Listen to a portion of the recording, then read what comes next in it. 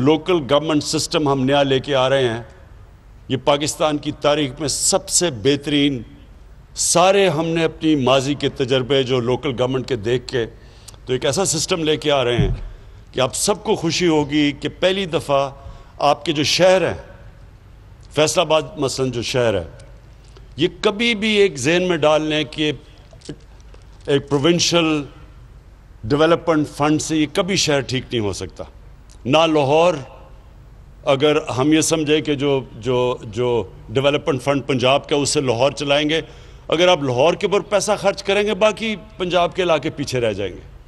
सारी दुनिया के अंदर जो शहर होते हैं जो कामयाब, मैं आपको दुनिया के मॉडल्स बता रहा हूँ कि लंदन है, न्यूयॉर्क है, पेरिस है, बल्कि तेहरान में मैंने जो जाके देखा, और बल्कि अब मुंबई के अंदर भी वही सिस्टम है।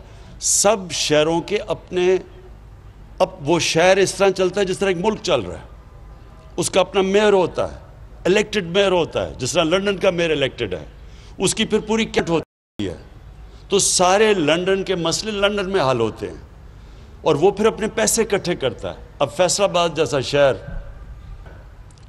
लेकिन उसको डिपेंड करना पड़ता है पंजाब से। जब गवर्नमेंट से पैसे आएंगे तो तब सड़कें ठीक करेंगी, तब हॉस्पिटल बनेंगे, तब यूनिवर्सिटी बनेगी। ऐसे मॉडर्न सिटीज़ नहीं चलती।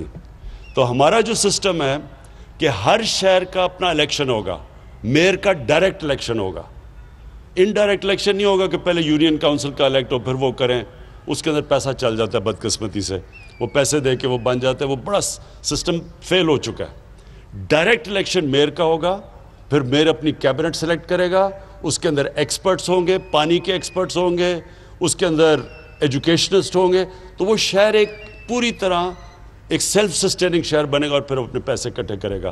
तो उसके लिए ये भी है कि इतने बड़े बड़े शहरों में अपना एक हाई कोर्ट बनना चाहिए ताकि अपने मसले आपके यहीं हल हो।